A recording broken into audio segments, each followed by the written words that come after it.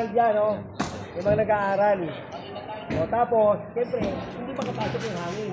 Kawawa yung mga bata. Ha? O kaya yan, nasa bangketa pa yan, ha? Padali yan. Nasa bangketa, o yan. O kaya tatanggalin natin yan. Kasi, pag tao dumaan dyan, dito na dadaan. Eh, daanan to. Pag nasagi ito, dami madidisgrasya. Ha? Ayan o, malinaw na malinaw na malinaw yung kung gano'ng kataas yung building, gano'n din kataas yung tinayo nila. Paano yung mga bata? Ang dami mahihirapang bata dyan. Oh. Ang init yan. Diba? Oh. Nagtsatsaga sila, makapag-aaral lang yung mga bata. Samantalang sila lang ang nakikinabang. O, diba? Oh. Salbahe. Diba? Kayo lang makikinabang. Eh. Tignan mo yung makikinabang dito kung saan namin wala yan. Ang pasok ng hangin. Dire-diretso, diba? Mas maraming bata ang matutulungan. O, tignan mo. O, sila lang ang masaya dyan. Meron din dito nag-comment sir na meron din doon sa Binabigay. So ano masasabi mo doon? Daan-daan muna. Daan-daan lang.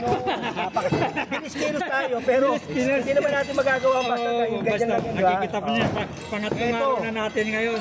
Ito, pangalawa na to. Una, dahil yung road lane, di ba? Opo, yun. Malinis na ngayon yung road lane. Marami rin mga kliyente ron. Kaya ito naman. Ayan, sunod-sunod yan. Sir, balita daw. 9 years to, 9 years. Kailangan to. Pagkatapos ng 9 years to, napakaganda first class ang Maynila. Sir, balita daw 19 million daw pag pinagawa dyan sa City Hall na yan. Kaya nga, tingnan mo naman. Diba? 19 million, ayun na, ginigiba. Diba? Ginastusan nila yan, pero hindi nila inisip kung ano yung mangyayari. Diba? Tama. Yan, kitang-kita nyo guys. Si Sir ay gigibaan na talaga. Pangalawang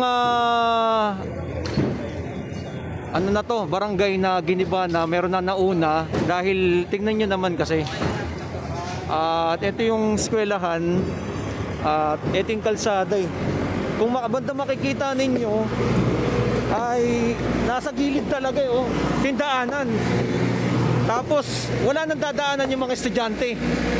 Kaya kinakailangan talagang ito, hindi pumayag ang ating Yorme Isko Moreno.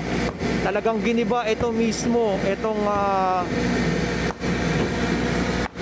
barangay hall na pinagawa ng isang congressman na makikita ninyo. Guys, oh. Grabe, oh. Wasak.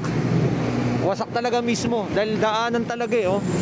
Maling-mali. Talagang hindi pumayag ang ating Yorme Isko Moreno dito sa ginawa na to ng isang congressman. Wasak na, oh. Ayan, oh.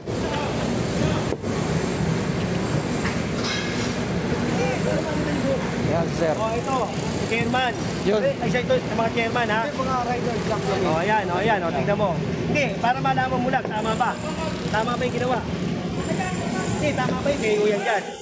Mali, di ba? Ayan, iyan natin, iaayos natin. Ha? Ayan. Kung yung tama. Kung yung tama. Dati pa yan. Dati pa ginagawa. Nakalag tayo. Makikita ni Boss Y yan. Boss Y. Puso ng Maynila. Shout out. District 4. District 4. Thank you, thank you. Yeah.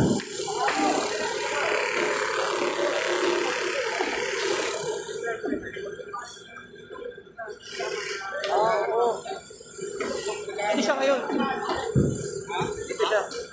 Ayan si General Sukat. Sila ngayon nag-ano dito? Kasama yan sa Guys, ayan oh, talagang wasak na. Kailangan ng medyo malayo-layo lang. Kasama natin si General Sukat dito mismo. Ayan, kung paano ginigiba ang lugar na talaga dito.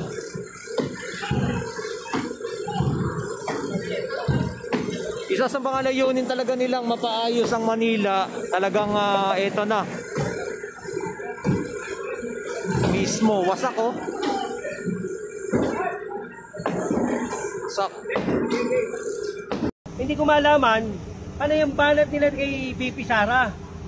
Kung banatan nila di ba? Yung mga squad ko, banatan nila. Overprice. Oh. Bakit ngayon? Kung imbestigahan mo yung sarili mo. Yun. 19 million yun. Ayun, oh, durog. Di ba? Hindi na kayo naawa sa tao. Kayo nagpapalamig. Yung mga chairman doon, ha? Chairman, agawad, escape. Basta yung nandun, nagpapalamig kayo. Yung nasa likod, nahihirapan yung mga estudyante. Nagpapaypay. Init na init. Kayo, lamig na lamig. Hindi pa kayo manigas, mga indot. Yung tinayong ano doon, yung tinayong barangay hall na 4th story. Ha? Yung ilang milyon yun, no? 19? 19 million. Kasi baka mabanggit ko lang. Barangay 313. 313, oo. Oo. Hindi ko malaman, ano yung banat nila kay BP Sara. Kung banata nila di ba, yung mga squad ko, banata nila. Overprice. Oh. Bakit ngayon? Kung, imbestigahan mo yung sarili mo. 19 million yun. Ayun, durog. Di ba, hindi na kayo naawa sa tao.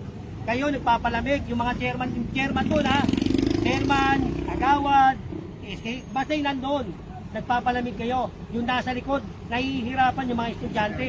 Nagpapaypay. Init na init. Kayo, lamig na lamig. Hindi pa kayo manigas, mga indot. May isang barangay hall sa tapat ng eskwelahan. Nang sa ganun, yung seguridad ng mga estudyante ay napoprotektahan at alam nila kung saan sila tatakbo in case na magkaroon ng problema.